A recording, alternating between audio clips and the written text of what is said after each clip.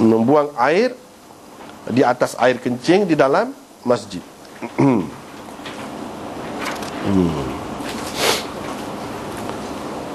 Hak tadi hadis tu lah je. Nabi SAW dan sahabat-sahabat dia membiarkan. Pada kalau orang kecil lek dia. Lepas pada tu cara mengatasinya ni.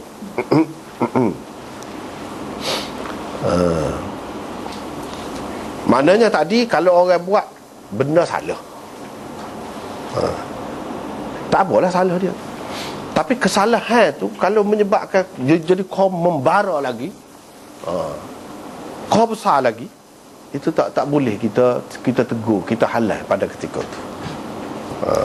Bahkan kita kena biar dulu.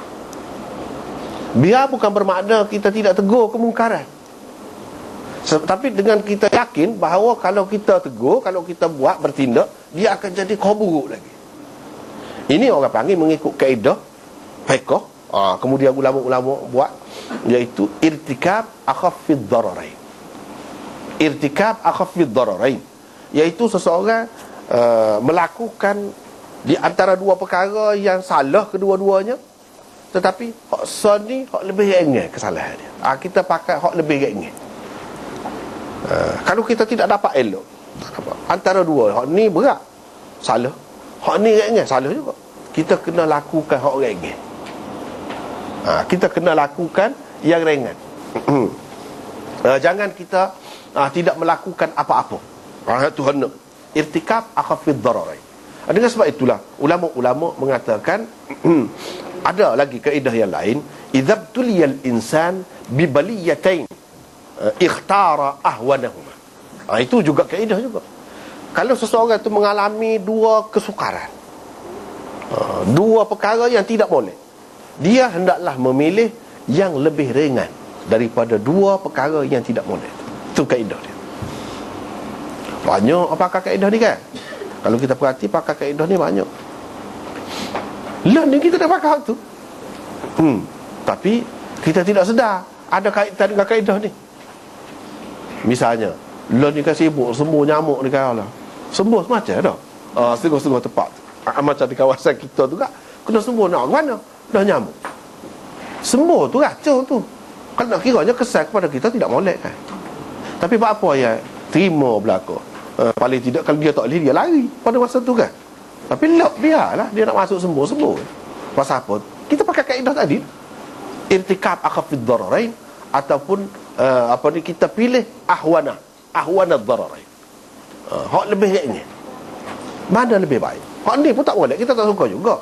Lepas kena ketik nyamuk, kena Aedes. Nyamuk tu, denggi tu, hak tu suka kau? Tak suka juga. Tak baik juga. Tapi mana tak baik? Kena denggi masuk sekitar dengan kena sembuh mental. Lebih baik kena sembuh. Lepas tu nyamuk tak ada lah, mampulah. Kita pakai hak tu kan. Kaedah tu dipakai. Nabi SAW sudah ajar dah dulu. Kecing tu pun tak molek. Dah memang tahu dah. Dia pun ayak sama dah, air kecing tu najis gitu-gini. Tapi apa dia elak? Sahabat nak kita tegur, nak tekan lagi, dia kata biar. Dia pakai ni. Dia pakai hak ingat. Sebab apa? Kalau dia biarkan sahabat-sahabat tekan pergi, dia akan lari. Dia akan lari. Bila lari dah habis berecek, habis masjid lah. Lagi payah kita nak membersihkannya. Itu cara dia, bijaksana. Kebijaksanaan Nabi SAW. Biar dia setepak situ je. Mudahlah kita nak mengatasinya. Ya tak iya pun dia kecil dah. Ya tak iya pun dia kecil dah. Bukan dia tak kecil lagi, dia kecil dah. Bila dia lari, dia akan beleceh habis kursi. Cemar habis satu masjid tu. Sebab apa dia lari ni jadi mitah pula dah. Parah benar lah lagu tu. Jadi banyak perkara hak tidak molek tu jadi maicoh pula dalam masjid dah. Hak ni pitah jadi polis curi pula dalam masjid. Jadi suasana tu tidak molek, nampak main pula. Dah lah kotor. Lepas tu nampak duk main pula macam balah pula, berkejaran pula dalam masjid. Tidak sesuai. Dibiarkan. Sekarang yang keduanya boleh jadi kalau dia tu ada penyakit, dengan dia terkejut gitu, dia jadi sakit untuk dia. Dia orang jahil.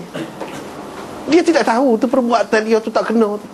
Dengan sebab tu dalam menghadapi orang jahil, orang sakit, orang bermasalah, kita kena faham. Kita kena faham. Sebab kalau kita buat gitu dia sakit. Nak kan? Siapa yang bertanggungjawab? Kita lah. Begitu juga hak jahil, hak jahat, hak apa. Cara nak mengatasi, kita kena ambil cara yang paling ringan. Kalau mati, mati seorang. Hak ni kalau mati ramai. Misalnya kalau berkait dengan ramai, mana baik? Baik mati seorang.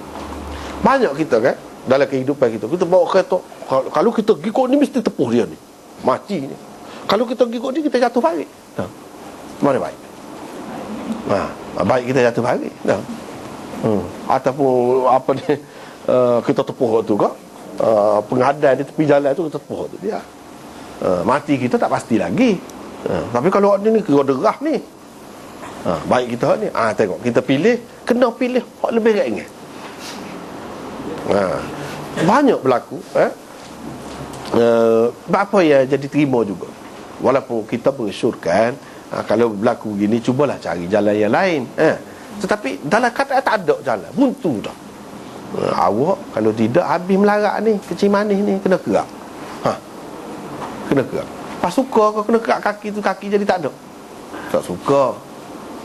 Lepas tu duduk sakit, kau melarat lagi, suka kau? Tak suka juga. Apa nak kan?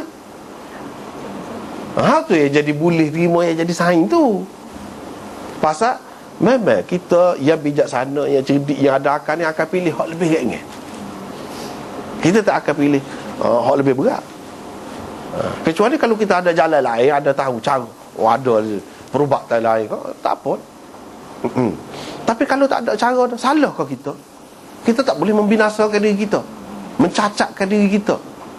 Imam Malik kata tak boleh cukur misah. Sebab apa? Cukur misah jadi muslah, kata dia.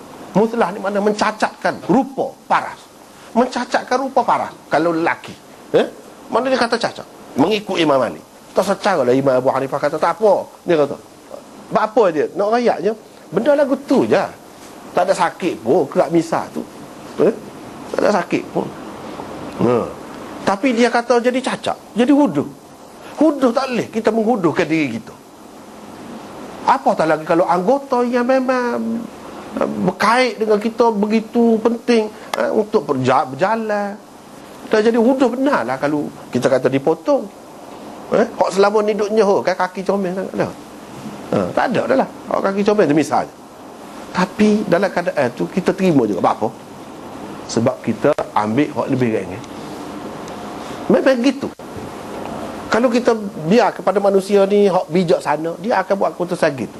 Nabi SAW lebih dulu telah buat. Daripada hadis ni nampak kecil gitu je, tapi beribu masalah ulama telah buat. Telah buat kesimpulan, telah ambil berdasarkan dia pandukan hadis ni lah. Ini pandukan hadis ni lah. Banyak kan. Boleh kita perhatikan hak lain-lain pun lagu tu lah juga. Hak lain-lain pun lagu tu lah juga. Tak apalah. Menuangkan air, ini cara mengatasinya. Bila kita menghadapi masalah, lagu mana cara kita nak menyelesaikannya. Ini penyelesaiannya. Dengan tuangkan air di atas air kencing itu, di dalam masjid. Dalam hadis ni dia sebut ada seorang Arabi bangun, mungkin dia semayang kan tadi. Kita sudah sebut dah berdasarkan riwayat yang lain. Asalnya dia bersemayang bersama dengan Nabi SAW. Semayang ni akhir dia nya ala ke ujung tu dia duduk kan. Bila duduk tak tu bangun. Lepas semayang tu dia bangun tu pergi. Dia pun kencing di dalam masjid. Di dalam riwayat dia sebut dia kencing di dalam masjid. Dalam riwayat satu lagi fi ta'ifatil masjid, di satu bahagian masjid. Dalam riwayat yang lain dia sebut fi nahiyatil masjid, di penjuru ataupun di bucu masjid. Mana kita kena tengok belakang lah. Kena tengok hadis itu belakang. Dia pergi situ orang pun tanawalahun nas. Orang ramai mengatakan sesuatu terhadapnya. Faqala lahum an-nabi. Nabi SAW pun kata kepada mereka,